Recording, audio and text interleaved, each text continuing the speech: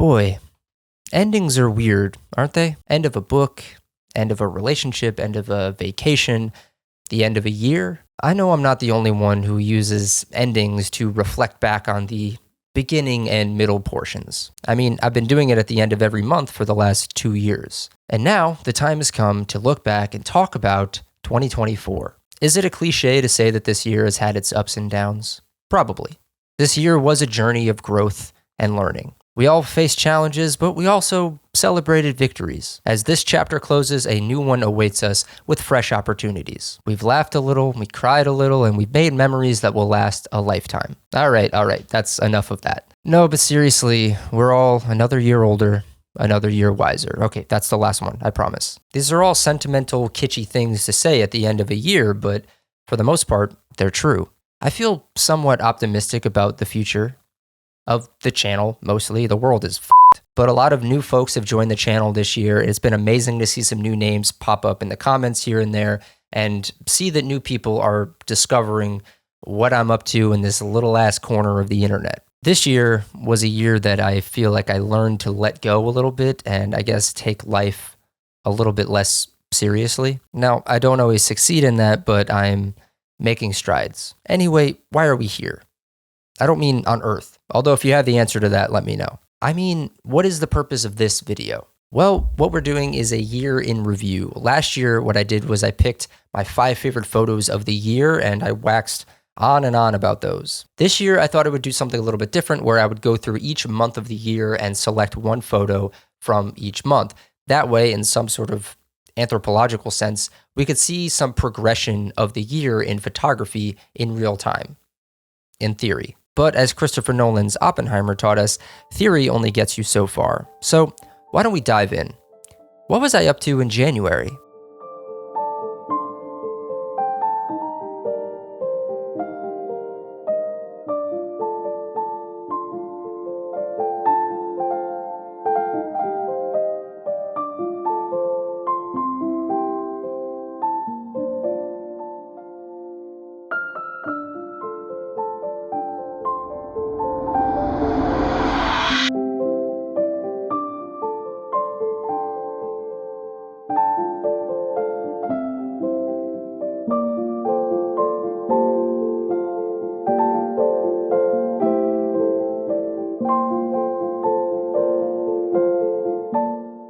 Okay, so this is a photo that I took very early on in the beginning of the year, and I believe it actually might have been taken prior to New Year's of last year. Because I think I was actually visiting Harley's family in upstate New York, and I was borrowing my friend Alex's Mamiya RB67, which, believe it or not, hold on one second. I actually still have it in my possession, so Alex, if you're watching this, you're more than welcome to have your camera back at any time. I promise I'm not holding it hostage. Anyway, this photo to me is probably, okay, I know I'm not doing favorites of the year, like in the traditional sense, but this would probably be in my top 5 favorites of the year, if not maybe my favorite. And it's crazy that it's coming in right at the beginning of the year.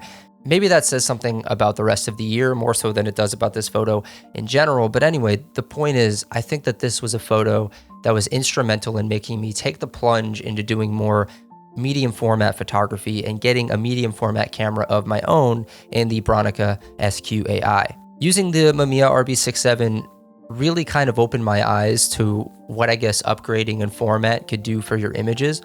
When I saw this photo, my jaw immediately went to the floor because of the colors, and I remember as I was driving seeing this scene before me, these buildings with the sky behind it, and just marveling at the colors of it all and the scenery of it all, and really not being sure that it was going to translate well to film and to a photograph.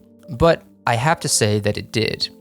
Minus, I mean, the clouds I think were a bit more vibrant in real life than they appear here, but overall, I mean, this image is just, I don't know. I'm not much of a landscape person, and I think I kind of wish I was more of one, especially after seeing a photo like this. And, you know, the winter months seem to be the time of year that I go out and shoot more landscape stuff, more so than usual. But this photo really gave me a lot of hope for what the rest of 2024 was going to offer. And yeah, I gotta say, it's one of my favorites of the year. We're off to a great start. Let's see what I was doing in February.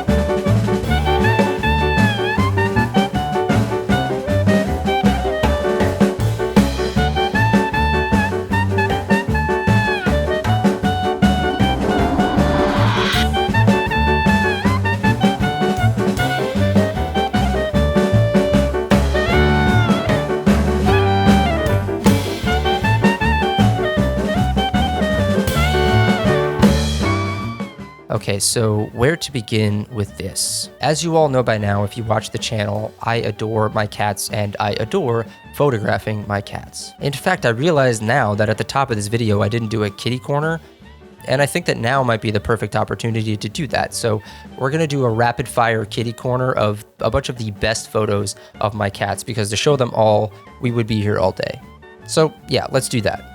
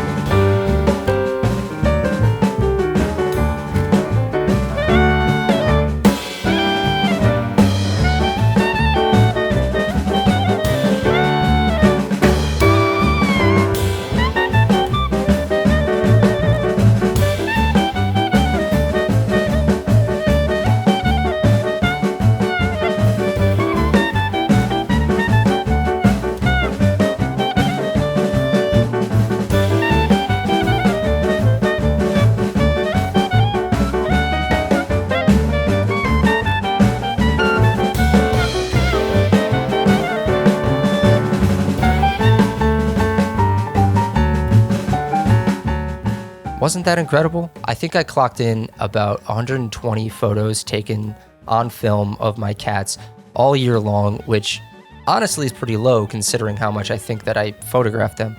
But anyway, back to this photo. This photo I took in February as I purchased the Bronica SQ-AI from a friend of mine, and I was playing around with it and mainly taking a lot of photos of my cats for the first sort of test roll. And that's what this is. And the look on Pierre's face there is just so curious. At this point, Harley and I had them for, let's see, we got them in October of 2023, so we only really had them for about 3 months at this point. So they were still little babies at this point, and I was going around photographing them as one does. And I'll kind of just echo something that I said in last year's year in review video, which is that Harley and I will regularly just lounge around with these two and stare at them and watch them do whatever they're doing, even if that's just taking a nap. And you know, all of these months later, we're well over a year into having them in our home with us, and nothing has really changed in that respect. I still love and adore them, and I love taking photos of them, and I love sharing those photos with everyone on the internet. And yeah, there's going to be a lot more photos of my cats in 2025. You can bet your bottom dollar. All right, what was I up to in March?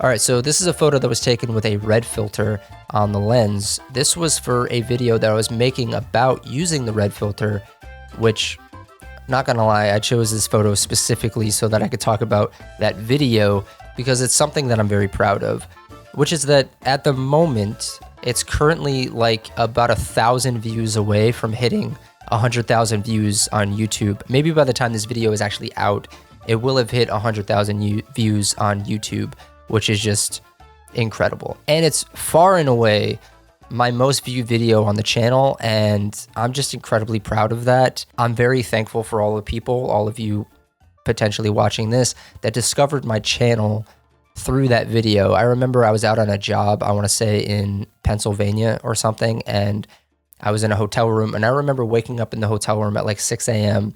and seeing that video all of a sudden got like 20,000 views overnight or something crazy like that. And yeah, I honestly just couldn't believe it. I didn't really know why that particular video was really taking off in that way. And yeah, so we're almost at 100,000 views on that video, which is awesome. And that's primarily why I decided to pick this photo for the month of March. It was a pretty relaxed and quiet month of photography, but this photo to me was just emblematic of that month and of that particular test that I did with the red filter and black and white film that I shot on the Bronica SQ-AI. Just because if you didn't know, if you were just looking at this photo and you had no idea that that tree that you're looking at, which here's a little spoiler alert, this isn't the only time that tree is going to show up on this list, but that tree is actually bright red. And I'll show you a video here of what it actually looks like in real life. And with the red filter, it actually converts it to white like this. You could watch my video and find out why that is. It was really one of those experiences where I was doing a lot of experimenting, and throughout the year, that's going to be a bit of a common theme going forward. It's going to be a lot of experimentation and being kind of blown away by the results of those experiments. Sometimes they work and sometimes they don't. And when they do work, it can kind of just leave your jaw on the floor and also just reignite some sort of passion you have for the medium and for this hobby that we all have. At least I hope you have the hobby of liking film photography. Otherwise, what are you doing here? Yeah, so this photo definitely deserves to be the favorite of the month and one of my favorites of the year because it kickstarted this real passion and trend for experimentation.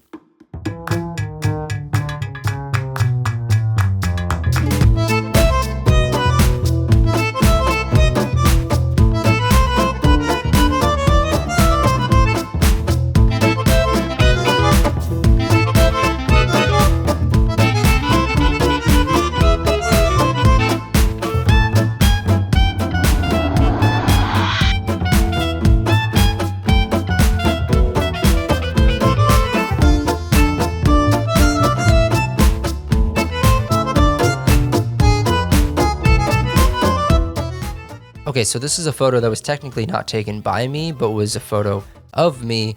I was doing a portrait session with my friend Mika, who, fun fact, I actually bought the Bronica from her boyfriend. And she told me to stay where I was, and she picked up the camera and said she was going to take a picture of me because the light was coming in at a nice angle. And I'm glad she did because it's a photo, you know, this is the only photo of me on this list throughout this year. And I do feel like having photos of yourself is as important as it is to take photos of other loved ones. It's almost a way of showing yourself a little bit of love. And, you know, it's hard to reflect if you don't have a mirror to look into. And one of the things I love about this photo is it kind of displays the chaos of my brain, but also the space in which I do my work, in which I live. And yeah, I mean, some people probably look at this and immediately get agita at the mess and just the clutter of everything. But in my mind, everything has its place. Everything is exactly where it needs to be and should be. But I get that for some people, this would probably freak a lot of people out. And it definitely freaks my girlfriend Harley out, but I'm getting better at it. I think getting a little bit of a peek behind the curtain is why I picked this photo to be the top photo of April, if I'm being honest. And there were some other pretty good options this month, and I'm sure I just showed them all to you in some sort of montage. But I was excited when I saw this photo because it allowed me to see myself from another perspective. And I think that that's honestly always important.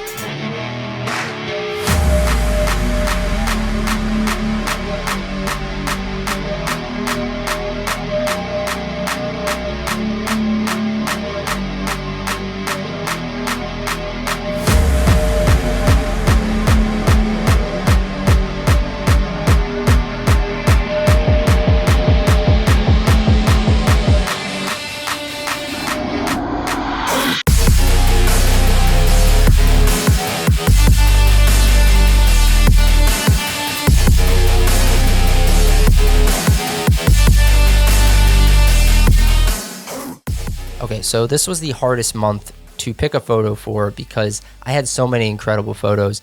I urge every single one of you watching this, if you made it this far, to go back and rewatch my recap video from May. But also, in addition to that, there was a video that I put out. It was titled, I Traveled Across the Country to Shoot Some Film.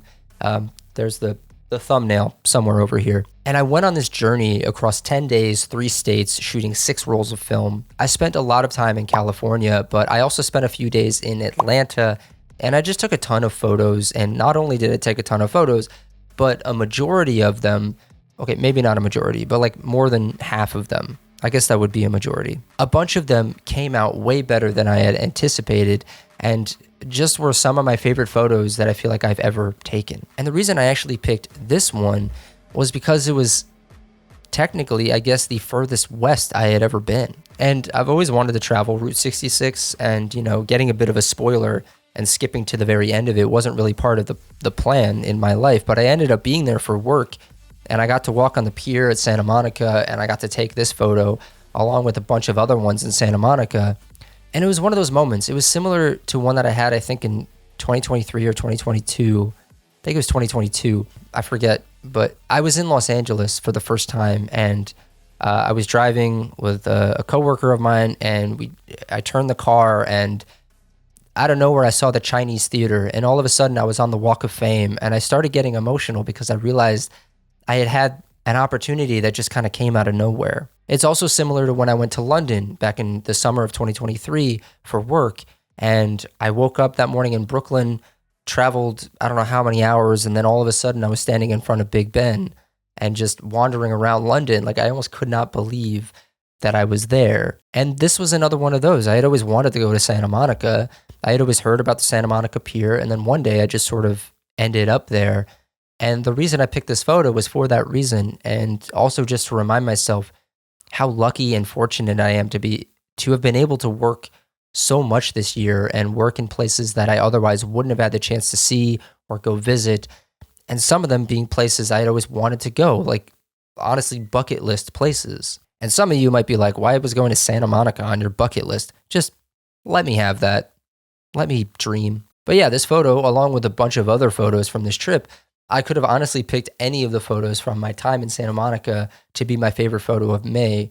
There were just too many to choose from, but I really did pick this one because it also included the Route 66 sign, and Route 66 is something that one day I really do hope to see all of. And yeah, if you're in a position where you get to do something, if you're in a position where you feel fortunate, I do recommend taking time to recognize that fortune and to take moments to have gratitude for what it is that you do, whatever that may be. And when I see this photo, I have incredible gratitude. Even if I don't always love my job, even if it could be stressful at times, I have to look at a photo like this and remind myself that I have it better than some, and that I get to travel for work, and I get to see places that for so long seemed so far out of reach. And also, this photo has a bunch of Kool-Aid men in it, so that's also cool.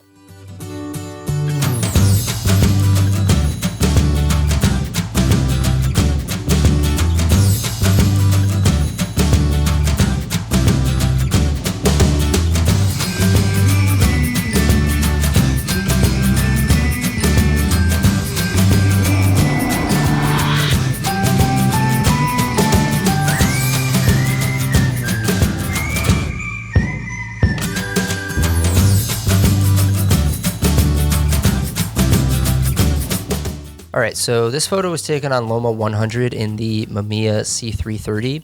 I got the Mamiya C330 from Facebook Marketplace, and at first I was really struggling to use it, and I wouldn't say, hold on, Pierre has entered the room and wants to sit on my lap. All right, come on up, buddy. There we go. It's nice and comfortable now. So what was I saying? I got the Mamiya C330 from Facebook Marketplace, and at first I was really struggling to use it, and I wouldn't really say that I've mastered it quite yet. And I don't use it as much as I honestly should, but for all the struggles I've had with the camera and the lack of ease of use that I would say that it presents to me, I gotta say I often get some really great photos out of it, and most of the time I'm very impressed by it, even if it does come with the pain and hardship that shooting with it does come with. And this photo in particular, I think I picked mainly because I didn't have a ton of photos from this month. I think that I was sort of coming down from a lot of work and I was trying to just rest a little bit. So I wasn't really going out to shoot all that much. But I did go out and shoot some photos using the Mamiya. And this one in particular caught my eye immediately. And I talked about it in my recap video of that month. And in that recap video, I'm pretty sure that I mainly just talked about the idea of this photo being symbolic of what I would consider to be a loss of innocence. The idea of childhood toys being thrown out just kind of has an inherent tragedy to it when you consider the things that adulthood often brings us. And frankly, if I could speak for myself, it's not always great. So there are times when you want to revert back to your childhood self. And then when you do that, you reflect on all the things that you may have tossed out into the garbage before you were done with them. Because frankly, like, when are we ever done with our childhood things? People aren't probably going to respond to that in the way that I think they will. But in my head, I think of keepsakes or memories from my childhood. And sometimes it makes me a little bit sad to say, oh, this thing that meant so much to me when I was 4 years old is now just in a trash heap somewhere, or has been dissolved, or it was burned in a furnace or something like that. I mean, that's what I think of.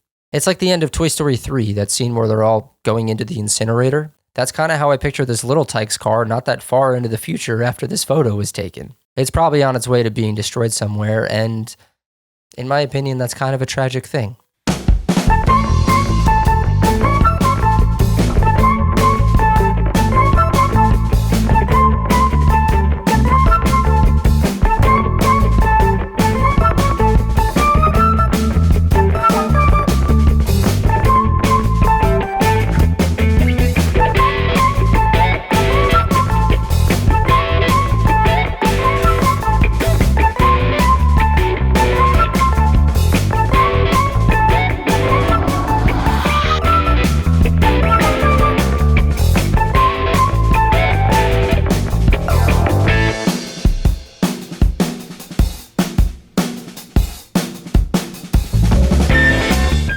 All right, so this photo was taken on some expired Kodak Ektachrome E200 that was cross-processed in C41 chemistry rather than being processed in E6 chemistry. And the reason I did that was based on the advice from my local lab, and well, there's no way for me to know what this would have looked like if I did process it in E6 instead of C41. But I have to say, when I got the results back with this entire roll, first and foremost, I was shocked at how blue everything turned out. But secondly, I was amazed that I was able to capture something like this. And this photo to me is another one that I think would have ended up in my top 5 of the year anyway, even though it's not a particularly beautiful looking photograph to me. It's just sort of the culmination of decades and decades and decades, actually over a century, of human ingenuity and human invention and our ability to create things. Really what I'm trying to get across is that when I look at this photo, it makes me fall in love with film all over again. Just the mere fact that I was able to capture some sort of image on some sort of strip of celluloid, and that I was able to scan that image and invert that image, and I don't know, I'm struggling to find the words to explain it really. But this photo to me just has that grit and this texture to it that's unlike any of the other photos on this list, or that I've taken this year. And it was taken on expired Kodak Ektachrome. And I'm actually just going to play a clip from my photo recap that month because I think I did a pretty good job of explaining it that month. So I'm just going to go ahead and play that. You have this red, dead, or dying tree with this skyscraper behind it shot on this expired film. It definitely makes me uncomfortable with this air of saying that nature is dying in favor of human interference, if that makes any sense. And to wrap it all in a little bow, it really makes you think about film stocks that we've lost over the years. And I know that Ektachrome came back in 2018, but that was only E100. This was shot on E200, and so getting to shoot an expired roll of E200 is a bit of an honor, but as they say, don't it always seem to go that you don't know what you got till it's gone.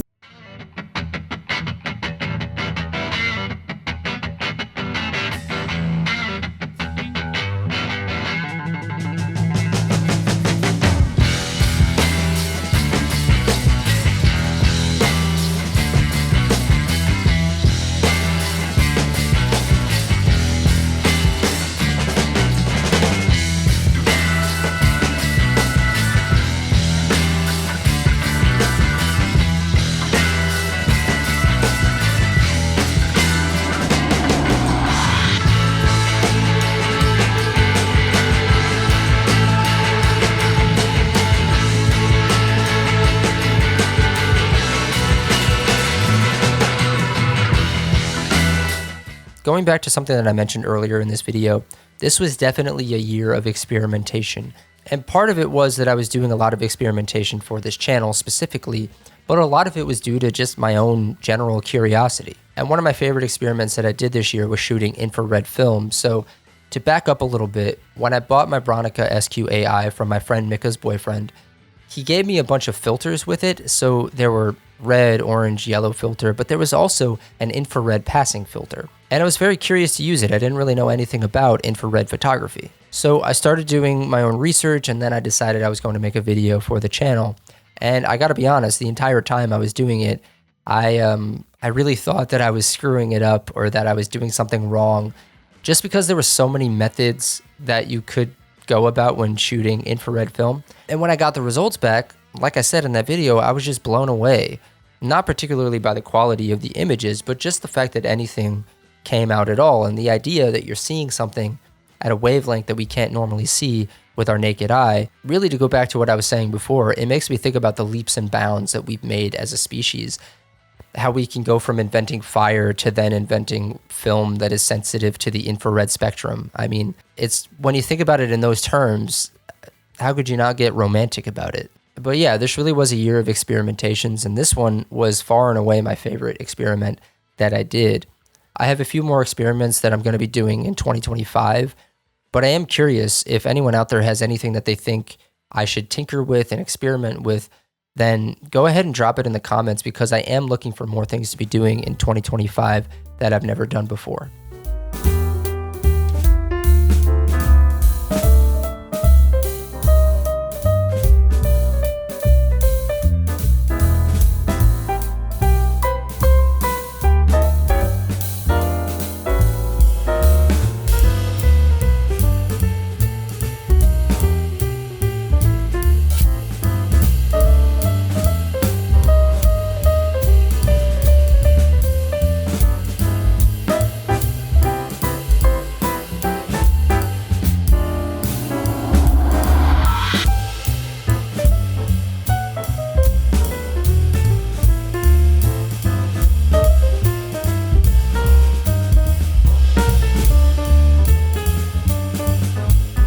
So September was a pretty good month for me in terms of photography. I think I took a lot of photos that I was really happy with, and in particular, I had the opportunity to use the Pentax 17, which, if you don't know, is a brand new film camera from none other than Rico Pentax, and it is a half-frame 35mm camera that I made a whole video about. Here's the thumbnail again. And I really got to thank the great folks over at Exposure Therapy, my local lab here in Brooklyn, for letting me borrow and letting me make a whole video about it. And that's where this image comes from. And it is technically, I mean, maybe I'm cheating here, but it is technically a diptych.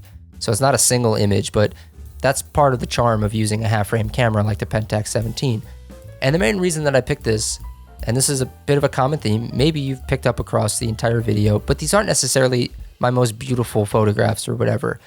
Part of the reason why I'm picking a lot of the photos I'm picking are for reasons that are beyond aesthetic. And the reason why I picked this one beyond the aesthetics is just because I think that we should take time to celebrate when new things are happening in the world of film photography. There was a period of time not that long ago where people were probably thinking that film was entirely obsolete, when film was going to be an absolute relic of the past. And I think the last year or two, some would say even the last 10 years or so, have proven not only to your average consumer, but also to many companies behind these products that film is here to stay, and film is something that more people are discovering every single year and making a part of their lives. So when a company like, let's say Harman Photo, makes a new film stock like Harman Phoenix 200 and then releases it in 120 format, or when a company like Pentax puts out a brand new half-frame 35mm camera, I mean, those things should definitely be celebrated. And I think a lot of the unfortunate talking points of a lot of these things is, yeah, they're cool, but they're not professional level, especially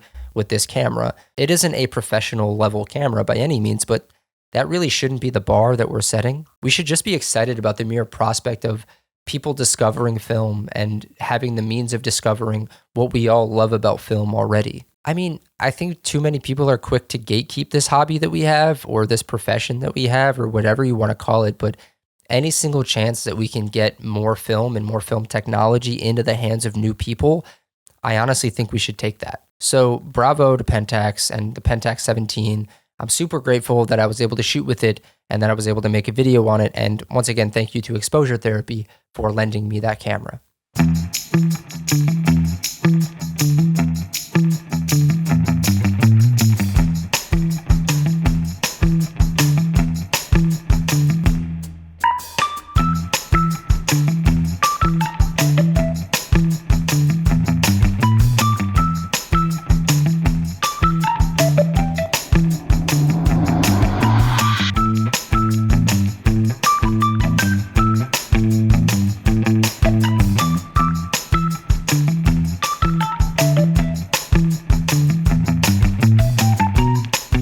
So as we get into the later months of the year, we're sort of seeing a bit of a culmination of all of the things that I've been talking about. I had some experimentation that I did with some more infrared film and portraits that I did with my friend Amelia, who we'll talk about in a second.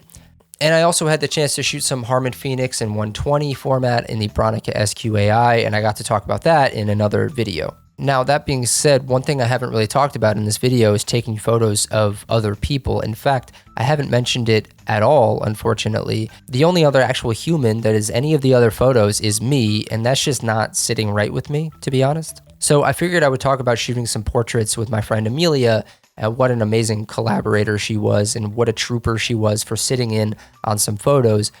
We did some experimental stuff. I was shooting some photos in the Mamiya C330. This one here was taken on Ektar 100 and was a tricky one to get just because of the angle and because I have a waist level viewfinder attached to that camera. I said this last year, but taking portraits is something that I really love doing, and I don't have the opportunity to do it as much as I hoped I would because a lot of times I'm traveling or I'm out of the state and then I come back for a few days and I go out and I take some photos. Just planning portrait shoots has been a little bit tough this year, but who knows, maybe 2025 will change that. And I'm really hoping to just maybe take some more portraits, just reflecting back on what I said last year. I mean, I think I did take fewer portraits of my friends than I did in 2023.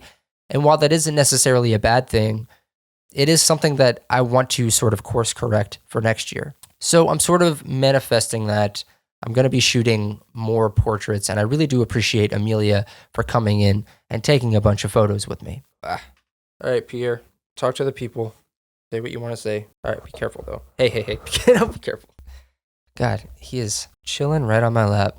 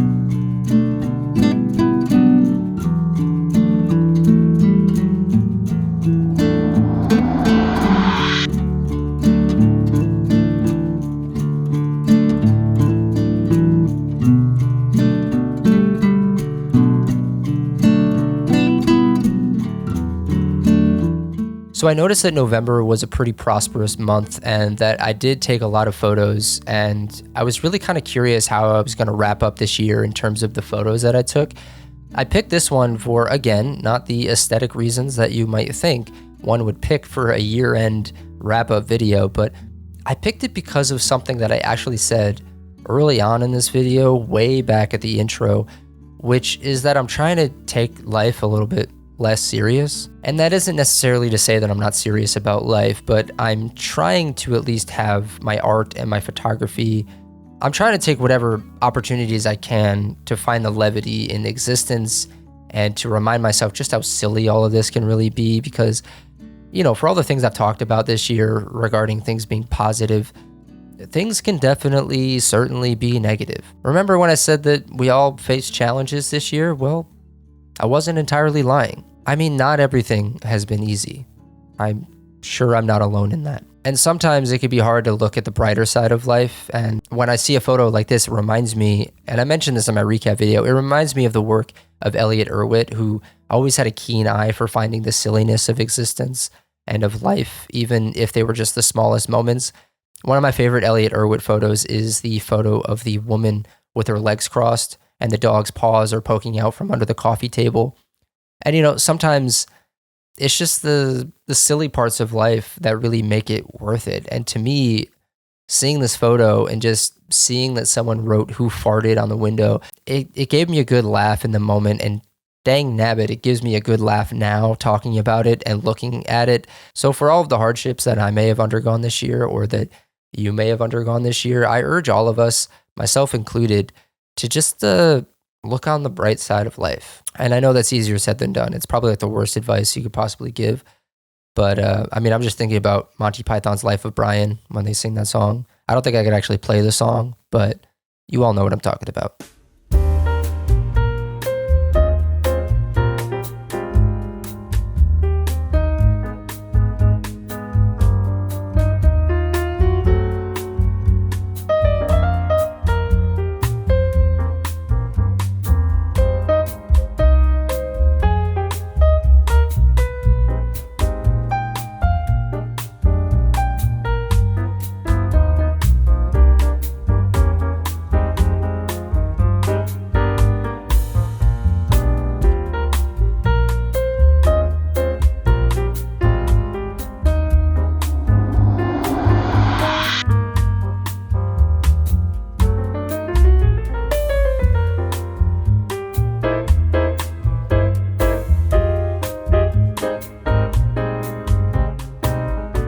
So I will be honest, I tried my hardest to find a photo from December that I felt would be a great wrap up of the year. And frankly, it just wasn't happening. It was a pretty, I would say, mediocre month of photography for me. And part of that is just that I didn't have the output that I feel like I typically do in other months of the year. December is very often cold and not my favorite month to go out and shoot. And a majority of the photos that I got from this month were actually taken near the end of November, when I was on a job in North Carolina, and that's where this photo was taken. I tried to really find some sort of poetic way to end this year in review with a big culmination of all of the things that I've been talking about throughout the video, but what I ended up with was a dog sitting in the passenger seat of a car waiting for its owner as my favorite photo of December. What I could have talked about was maybe this window of the airplane with all of the raindrops on it as being some sort of closing image of the year. Or I could have talked about this image of the sign of the Bogue Inlet Fishing Pier in Emerald Isle, North Carolina. And what I really thought about talking about was this photo of seeing New York from the window of my airplane as we were flying back, as it sort of has this element of finality to it that seems appropriate for the end of a video like this. But what I ultimately went with was this photo of this dog sitting in the passenger seat of a truck in North Carolina. And I like it for many reasons, but one of which is just that I feel a deep connection with this dog. Not like a deep connection like I should have stolen it or taken it with me, but that I feel like I understand this dog in some deeper, more meaningful way when I look at its expression. It looks poised and content and patient, and those are all things that I aim to be in 2025. I've mentioned many times in the past that I struggle with anxiety, and that anxiety is manifested in a lot of unfortunate and uncomfortable ways in 2024. So I think that there's an element of comfort in an image like this and sort of hopefulness that this dog gives me all of these weeks later from the time that I saw it. And if we're talking about wrapping up an entire year of film photography, we've got to talk about where we're going.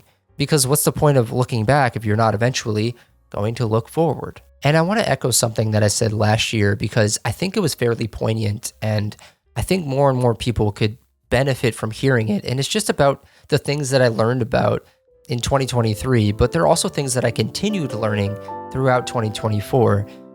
I learned that as part of this world, we share in its impermanence. And just as we desire to be immortalized, sometimes the world desires as well. And it asks politely in quiet moments such as these, take a photo. And there's no particular reason to capture this or that moment in time. I think it's all in the attempt at affording the physical world the opportunity of having some type of language. The camera can be seen as a device designed to record what is happening. People sometimes say that you aren't living in the moment when you stop to take a photograph, but I honestly disagree. You aren't just living in it, you're bathing in it. You're swimming in that moment. It gives shape to experience. It doesn't just give you the appearance of participation, it offers you proof of it. This channel and these photos are the proof right here. All of these months later, and I'm still swimming in these moments with all of you. And I thank you for swimming in these moments with me. I hope you all have a terrific new year and holiday season with whatever it is that you're celebrating. I look forward to putting out more videos on this channel in 2025, experimenting more with this thing, whatever it is. Please consider hitting the subscribe button and hitting the bell to be notified when new videos come out on the channel. I do plan on continuing to put out videos on a weekly basis in 2025. You can help support me by becoming a member and find that join button, or you can support me by going to my print shop and consider buying a print of my work. There's a lot of great stuff from 2024 on there that I would love to recommend to you all, and the photos come in some great quality from darkroom.com. If you want to connect to me on any and all social media, go for it. I'm happy to talk to anyone out there. The links will all be in the description for that. And please, please, please, this will be the last time I say it this year. I might say it a few more times in the next year, but consider buying a copy of my book. There's a thumbnail right up there. Please consider buying a copy of my book that I self-published this year. It's called Ultra Boys, as well as you could also check out my other 2 novels that I self-published throughout the last 6 years of my life. I've been doing a ton of writing, and I'm excited to share more with you, but I don't want to spoil it just yet, but there are some things coming. It's been a hell of a journey with you all these last 2 years on the channel, and particularly this year on the channel, where we've just grown to heights that I never really thought were imaginable. So truly, from the bottom of my heart, I thank you. Once again, I hope you all have an incredible new year, and I will see you all in 2025.